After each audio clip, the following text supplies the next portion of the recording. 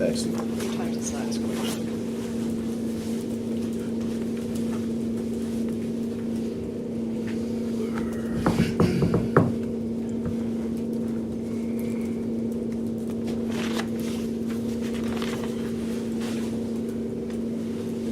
All right, ladies and gentlemen, we're going to go ahead and call the meeting to order. Let the record reflect a starting time of 3:30. All council members, or I should say committee members, are here. That brings us to the meeting minutes from December 7th, 2023. Councilman Brown. Motion to place on file. All right, there's a motion to place on file. Further discussion? Seeing and hearing none. All those in favor signify by saying aye. Aye. All those opposed, same sign. Motion carries. It takes us to public comment on agenda items. If there are folks in the public that are not here for a specific item, meaning you're not going to come up, present, be part of that conversation, but you'd like to make comment now, feel free. If not, we'll take your comment when we come to the respective items. Seeing none, let's go ahead and move on. We got a couple resolutions in front of us today, folks. The first deals with the establishment of a neighborhood enterprise zone for, this would be the number 25 for the Wheel District. Chris, if you want to come on up. I'm going to go through this real quick, and if anything has changed, you can certainly let us know. This was originally vetted in Development and Planning last year, December 7th. Two of our prior committee members are actually here with us today. We had a public hearing on January 8th. We had both Chris Klein and Mr. Hepler with us. And then obviously we're vetting it again today, and this would be for final approval out of committee. We were told that the last neighborhood enterprise zone was established in the city back in 2009. That was East Village, correct? So we do have 24 current and active zones. There were a number of questions with regards to those zones, active certificates. We learned that Hi, come on in. There's an agenda, sign-in sheet down at the end of the table if you want to come in and sign in. And then there's seats, extra chairs over there if you need them. We heard that of the 3,400 parcels positioned within those 24 zones, I think there's about 50 active certificates. Is that correct? 50 to 55, yep. Excellent. Learned a lot about new construction certs, rehab facility certs, homestead facility certs. Talked a little bit to the developer. Ready to go? Just take a seat, wherever you can get in, folks. We appreciate it. Let's see. We did look at a rehab cert, or we will be looking at potentially a rehab cert for Mr. Hepler. Talked a little bit about what that entails. My understanding is that's essentially a freeze on the pre-investment property taxes, correct? For 15 years, potential 2 additional years if it's a historical property. Let's see what else. In terms of the actual development that is being proposed, this would be a repurpose or reuse project involving the Pruden Wheel Factory. We were told that it would be 134 one-bedroom apartments. So we do expect an NEZ cert application to come to this body in the near future. Learned a little bit about the capital stack. We were told that there's a bank or banks that are highly interested. Talked a little bit about a revitalization and placemaking grant of $2 million from the state to establish a solar array on the roof and also position some battery storage within that facility. Some of the highlights: 0 utility bills expected for tenants, no combustible energy is being planned for. Interestingly enough, I'm kind of a history nerd, so the fact that this has a nuclear fallout tunnel is pretty cool to me. But in any event, they're talking about storing up to 250,000. What's the unit of measurement? 250 is it gallons? 250,000 gallons. That's a lot of rainwater from the roof. Talked about a creek running through the middle, lemon trees, palm trees, due to the humidity that you can kind of commit to the temps. That's excellent. Agreement with Lansing Board of Water and Light that will allow for the developer to convey as much power as is generated. I think I hit the highlights. Mr. Klein, do you have anything else we need to consider? Couldn't have said it better myself. So Fantastic. My apologies for being late. No, not a problem at all. Committee members, do you have any questions? I guess the only question I have would be are they all 1 bedrooms? I thought there may be a couple 2 bedrooms. There are 2 or 3 one-off designs that are in particular spots in the building that allow us to get a 2-bedroom in there and then each have their own bath. So yeah, there are 3 2-bedrooms in there. Okay, all right. Other than that, no, I think you laid it out well, Mr. President, Mr. Chairman. Mr. Brown?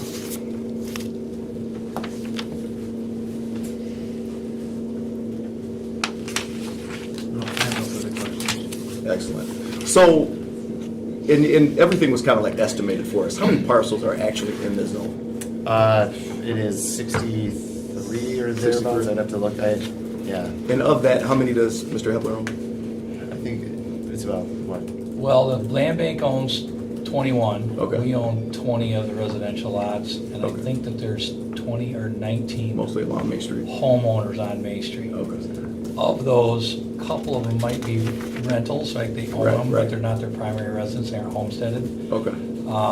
So I'd put it at around 16 to 17 are homesteads, right? So the NEZ could have a significant impact on any improvements they want to do to their homes. Do you have any intention of approaching property owners, purchasing additional property? Not on May Not Street, we necessarily. wanted to leave that street intact, right? Okay. So there are currently there's 2 land bank lots and 1 of our lots, so we're considering moving a couple of the homes that are remaining in the, near Saginaw there, and picking them up and moving them to those vacant lots, Okay. so that neighborhood is, doesn't have any gaps in it, and looks healthy and structurally sound, and Got there's it. no vacant lots there, so to speak, that no one's taken care of, or anything like that. Chris, how were the boundaries? Was it just to basically square off the block?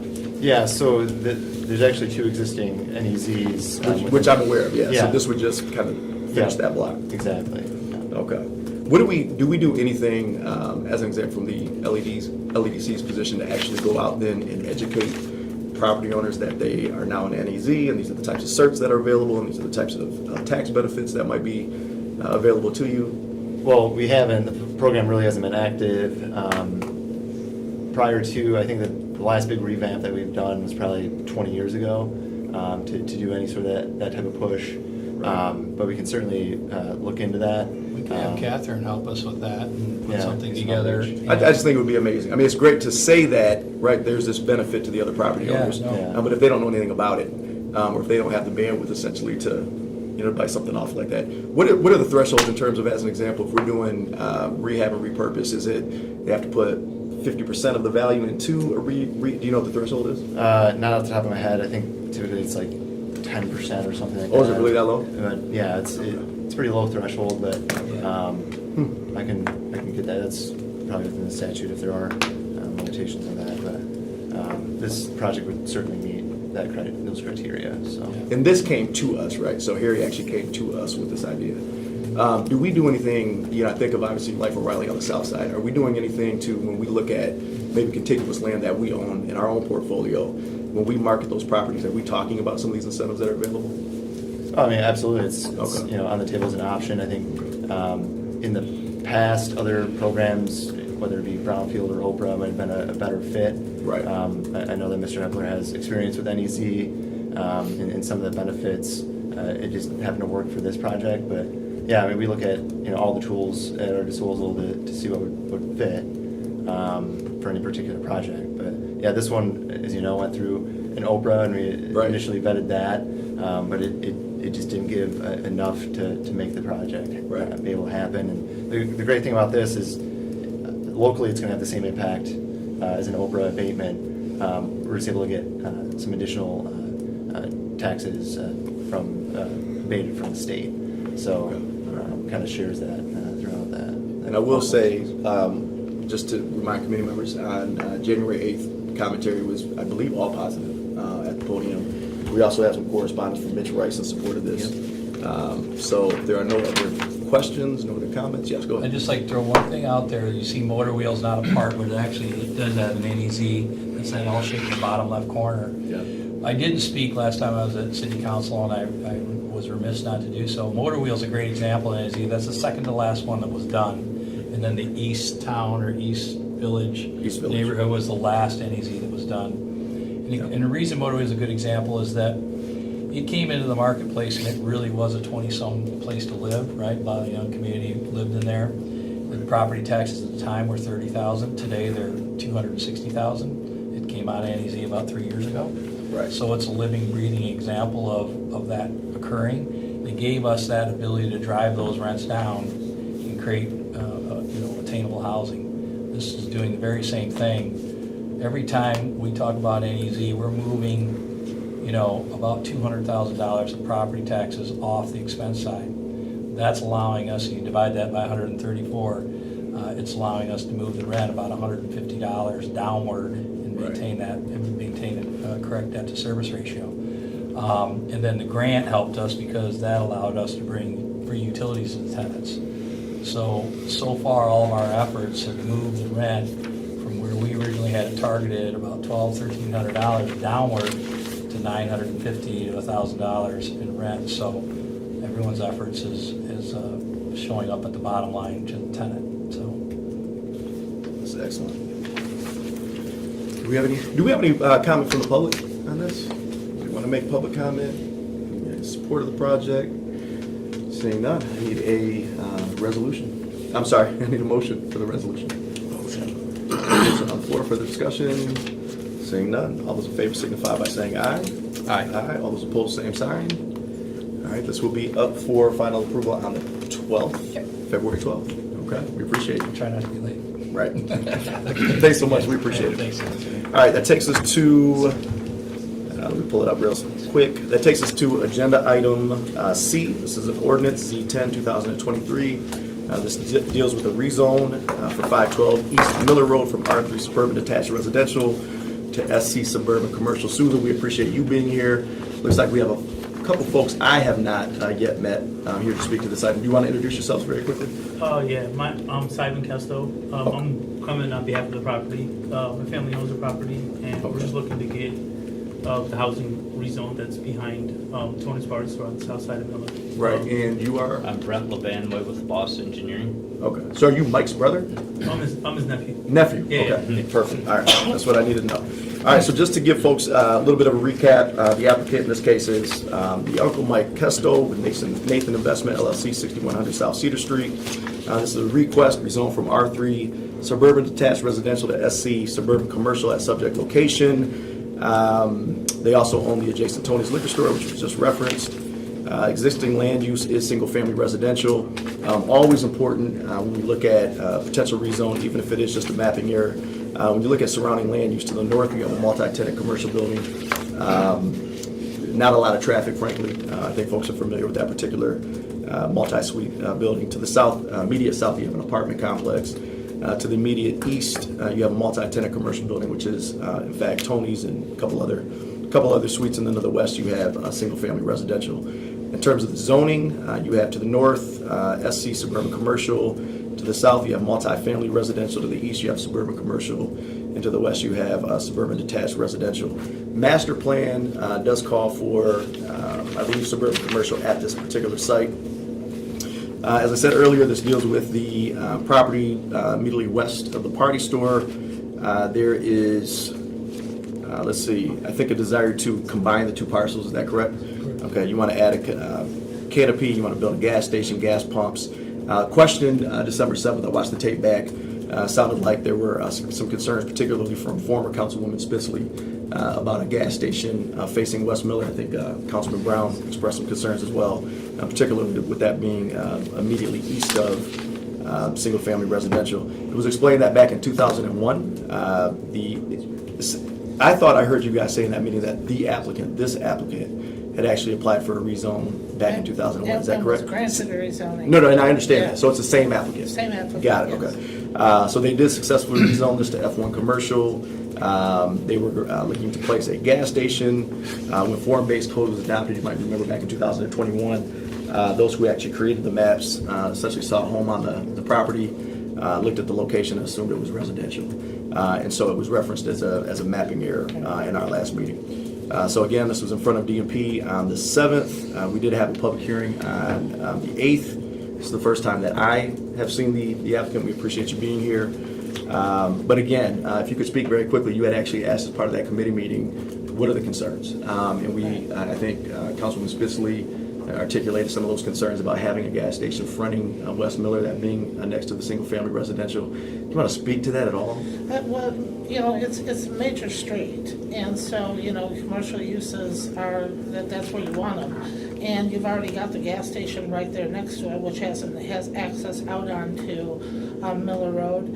It makes sense, like you've already said right along, it's really just correcting a mapping error. That master plan not only calls for commercial land use for this parcel, but also the parcels, a couple parcels to its west. because it makes sense for that area to be given the existing land uses in the area and the street typology, it makes sense for this to be a commercial area rather than residential. The residential neighbors that came from the property that direct immediately to the west, acknowledge that they've had issues. And by the way, they both stated that this particular property owner runs a very good business. They made a particular point to say that there's been no issues with this business, but they have talked about other issues in the area with regard to crime and traffic and that type of thing. So indicating that it's not, probably better is used for commercial purposes than it is for residential, right in this area. And you said there, I'm sorry, maybe I'm confused. You said there is a gas station adjacent already? No, a curb cut. Oh, a Leading curb into cut, Tony's okay. Party store right next door. Because I'm looking at. There used to be a obviously, gas pictures 5 station directly to the east. Right. Right, okay. Do we have, did you guys want to add anything?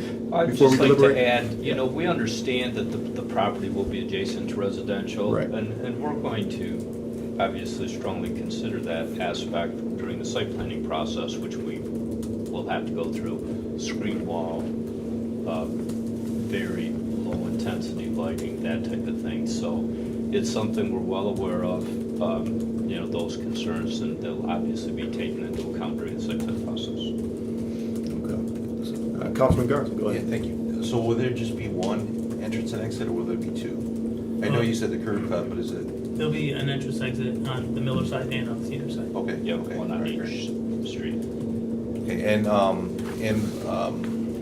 regarding the homes that are directly to the west, have we had any, I wasn't at the last meeting, was there any people that spoke out against this? The husband and wife that own the house immediately west came to the planning commission meeting. We didn't hear from anybody else, and they expressed concerns about traffic and crime in the neighborhood and that type of thing. But again, they made sure to stay on the record that none of it was associated with this particular business. They have concerns about it, but we think we can mitigate. The curb cuts are going to remain the same, I believe. Am I correct about that? Yes. The curb cuts aren't going to change, so there'll be no additional driveways leading into the site. And they close their business at 9. I'm sorry, 11. At 10 o'clock, 10 or 11. And that will, the gas station will as well. And there is going, by zoning ordinance regulation, they are going to have to provide some screening and buffering along the property lines adjacent to the residential uses, which would be the south and the west. I appreciate that, and I did hear you Yeah. say that previously. I just wanted to know if there was any other additional No. concerned parties adjacent to that. Okay, great. And I am very familiar with that area, and I know that you guys are out there like 7 in the morning, 8 in the morning, cleaning up the parking lot. You guys take very good care of that property. I wish other businesses in that area would do the same. So Thank you. Councilman Brown. motion. Okay, real quick, before we actually consider the motion, can you tell us, so we originally rezoned this in 2001. Why have we seen no development? And so within that 20 years that it was actually zoned for this type of development, why didn't we see development? So initially, gas stations you couldn't sell liquor inside of the gas station. So a lot of that has changed over the course of time, and gas stations at the time also didn't have beer and wine. So we kind of waited for that opportunity to come. So we rezoned it, just thinking that we would expand, whether it was going to be a gas station or just expand the business. Right. But then when we went that route, we tried to get licensing, and you couldn't put liquor or beer in the gas station. Now, when we built the store, the speedways around us, none of them had beer. Now they all do. So now other gas stations are getting liquor and beer, which is essentially hurting our business. So basically, to keep up with what's going on, this is allowing us essentially to stay in it and compete with what's around us. Essentially, the hours aren't going to be. We'll open earlier. We're not going to open any later. We're not going to really. I don't know how we're not really draw much more traffic. It's essentially going to be our own customer base, basically just purchasing something else. Got it. So that it was hard to do up until now, essentially. Susan, do we have any idea how many similar mapping type errors there may have been made back in 2021? We found a few. Yeah, okay. There's not a ton of them, but we have found a few. You actually dealt with a few of them on the last Yeah, round I of recall. amendments to the form-based code. And we've got a handful of them that we're gonna be bringing to you within the next few months. And I'm But there's not, a I'm not ton. speaking specifically to this. I don't know where I'm at. Yeah. Frankly, there's a lot of folks I need to engage, and obviously I want to work with the board representative to determine what folks want to see there, what they're comfortable with. But I guess what I'm curious, and maybe this is a question for law, we are within our right, even though it had been rezoned successfully, this was a mapping error, we're still within our right to refuse a rezone request, correct? I guess what I'm asking is, are we fettered by a decision that a prior iteration of council made? Because I think of 2001, with all due respect, they may have made some decisions that maybe weren't responsible back then, frankly. And if we have an opportunity to say no, that probably should have never been zoned that way. And what was done in 2021 was legal. And you know what? I don't see fit to vote for it this time around. I want to make sure that I have that legal right. Yes, I'll Thank answer that. Oh, Answer that slightly carefully. The core is correct. Right. The question is still a valid question to the council, and it's Right. always a sort of question of first impression. In this instance specifically, Right. Do you approve or not approve the rezone? Right. And you always have to look at the same considerations, the Right. same things that you can't look at, you can't look at. Right. You're not allowed to discriminate. You're not allowed to eliminate a use entirely by preventing it from coming into zoning existence. Right. I would say that if, for example, it had been rezoned like 8 months ago, and then there was a mapping error, and then it came back up, and then it was rejected, Right. that might present an issue. But with the passage of 23 years, that's a very long time, and the city's master plan has certainly changed in that amount of time. But the master plan does call for commercial land use. Sure, I understand That's that. important. That's That's a an important factor. and that's a component that would be considered by any voting council member. But yes, nobody's hands are tied by a decision that was made 23 years ago to approve a zoning classification change on this parcel. Got it. Does that make sense? Absolutely does. All right. So I've got one more question. Sure, go Sorry. I know this is slated to be a gas station, but when you guys develop your plans moving forward, would you be willing to share that with council? I'm curious to see what that property is gonna look like Oh, after. yeah, of course. And one more thing, I know it's set for a gas station, but you guys plan on putting any electrical charging stations in there? Yeah, I think right now we have the intentions of believe putting up 2. But it just depends what we could fit. But we do have plans to put those at least 2. Great, thank you. All right, we do have a motion on the table. Any other discussion? Anything from the public? Seeing none, all those in favor signify by saying aye. Aye. All those opposed, same sign.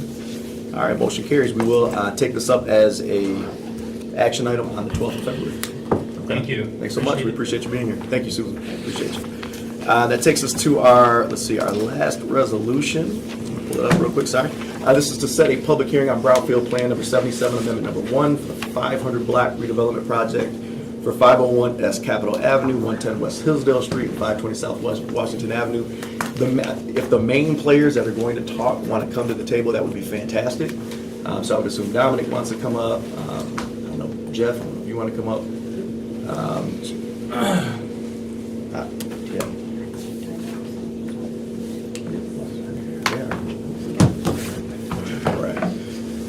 All right, so because this is the first time we're looking at this, we are looking to set a public hearing. I believe the date that we would insert would be the 12th, correct? No, the 26th. The 26th, sorry, February 26th, based on timelines. But since this is the first we're looking at this, Chris, who wants to start? And I do have some Excellent. presentation and we- material yeah. here, some copies, and then I have some Appreciate extra it. copies for anybody who may be interested. Okay, I appreciate that. Here you go. And then give one to you. If there's enough. Thanks. So, thank you. Thank Yep, you have the floor, Chris, thank you. Nice to see you again.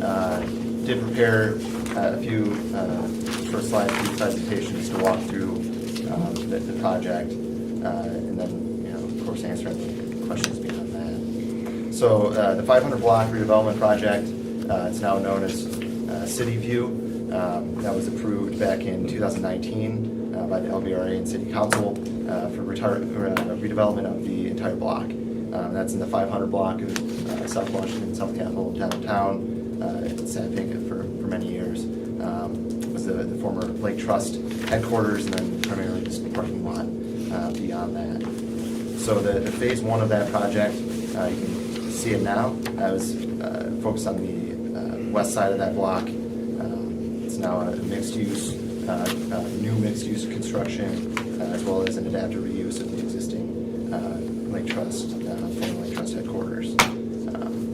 And so on the third page, just have a brief overview of those projects. There's Building 1 and Building 2. So Building 1 is that adaptive reuse of the former Lake Trust headquarters. It's 55 units. It has commercial and storage available for tenants of about 18,000 square feet.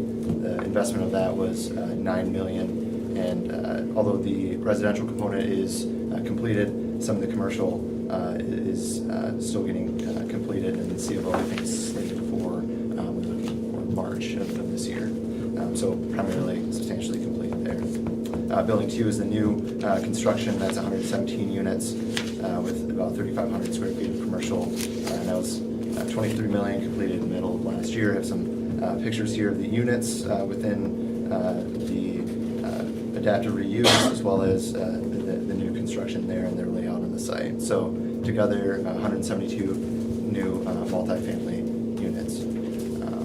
So as you may be aware of, also on that block is the proposed site for the Ovation project within that 500 block redevelopment. So that was always the intention of the developer to have a future phase for redevelopment. So it's likely at some point this would come back before you, but the timing wasn't right, and I'd argue that it still wouldn't be right to add a bunch of new retail along South Washington as it's still working its way to redevelopment on that side of downtown. But that was always the intention of this to expand upon phase 2. So as part of searching for a future location of Ovation, this came up as a potential location. It was vetted and it seemed viable and would add to the vibrancy of that area and really play well with the existing development.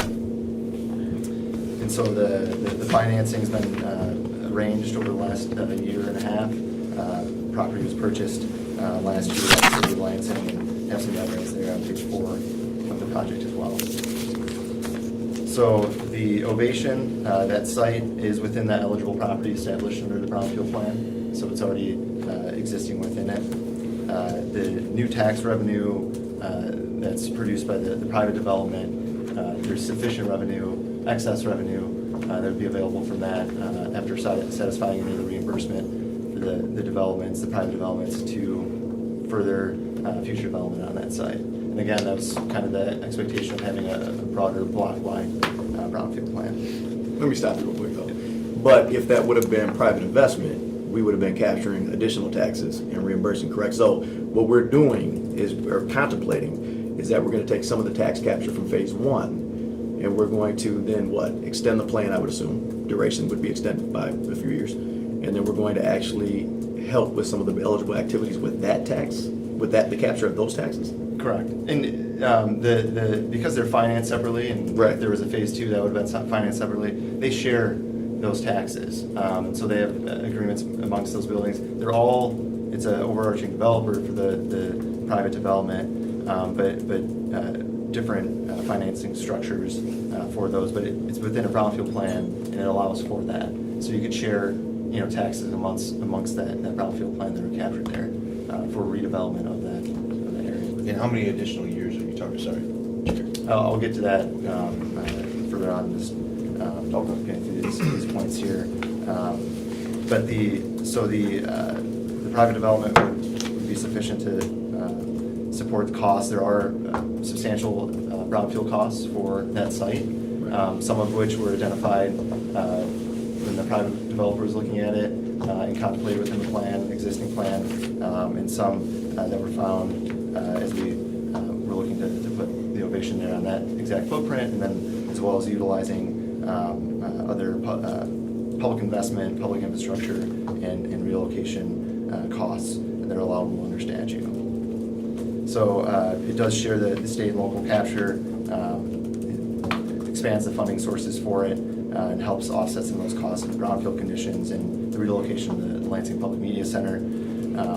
Again, allows the highest and best use, best product that we can make of the Ovation, and stays essentially within budget and doesn't require anything further from the city, whether it's bonds or funding.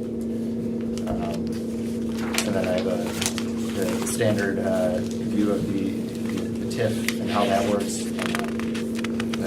believe the committee is well versed in that. Page 7 is just the overview of the Ovation. Again, very impactful for downtown, bringing folks to attend those events, the economic impact and creation of jobs. Breakdown of the facility, about 2,000 is the capacity for it, and the different amenities offered within that. Again, part of that being the office, studios, and performance space for Lansing Public Media Center. And on page 8, I have the summary of the amendment. This is all get into the changes in the capture schedule now. So again, the original just had a phase 1 that was included within that. It was actually fewer residential units, more commercial. Obviously, with changing economics of that, that's been revised. So it has 12 additional residential units from what was originally scoped for that, and then less commercial. And then, of course, with the amendment, we're adding on that phase 2, which would be the Ovation. The capital investment essentially doubles the investment in the creation of the Ovation.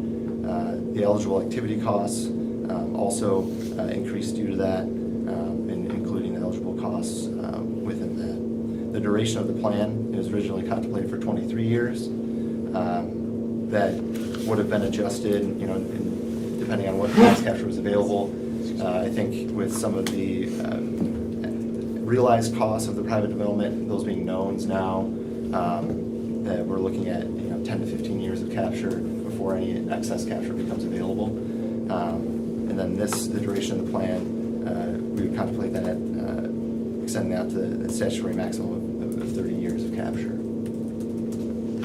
And so the total capture would go from 11 million to about 22 million. There's several other components within this. As far as the amendment, it's a reconfiguration of the parcels, so going from 2 parcels to 3, and then also adjusting the eligible activity tables and tax capture schedule based on the current redevelopment plans. So again, the Ovation and City View, they complement each other. We've had close communication with the private developer on that. It fills out the rest of that block with additional use and activates that, creates public amenities, and yeah, it's a great example of public-private partnership, something that's mutually beneficial, and activates that entire block. All right, I certainly appreciate that. Dominic, did you want to add anything? Just that I think that it came up at our last appearance in front of council, having that North Star being, not needing to touch any general fund dollars for the debt service on the bond capacity. This is just going to make the project so much more resilient and, help build that fortress, that wall where we never have to ask for that. So just, as you know, I pledged that the last time I was in front of you that's like really truly the North Star, that every decision we're making is like, how can we make this sustainable, resilient through good and bad times and all that. So this is just one more rung on that ladder. So can you explain, you just said the word sustainable. If it isn't sustainable, what happens to the city? Where's the city at? I know you explained it before, but do you mind explaining it again? You mean like a worst case scenario Yes. kind of thing? So to me, that's what's most powerful about building this kind of facility with no debt service that the facility is burdened with, right? So of course we do have the bonding capacity, but the plan, and we still are there, is to The only amount of those bonds that council passed that we're gonna keep on the books long-term past the construction phase and opening phase is that which can be repaid by the PEG fees. So there's not gonna be a monthly or quarterly or annually debt service payment that the facility will have to come up with, which is really powerful and extremely rare. Building these kinds of facilities, normally you have to use a lot of debt. So that's to answer, that's gonna make it more sustainable, but at worst case scenario, let's say, year 3, year 4, it's, the worst case scenario, of course, would be people aren't going to concerts. Luckily now, we have our market studies and feasibility studies and all that say the demand is there. Now we don't have to rely only on those studies. We can go see Graywall Hall with lines around the corner, for the nights that they have concerts. So we have some proof that the demand is there. But again, if it doesn't work out, we've built this, amazing facility that the worst case scenario, the city has to sell it to a private entity at, let's say, a fire sale price of 50 cents on the dollar. We have a $30 million facility that we have to sell for 13, 14 million. That's going to be really attractive. And what does the city end up with in that scenario?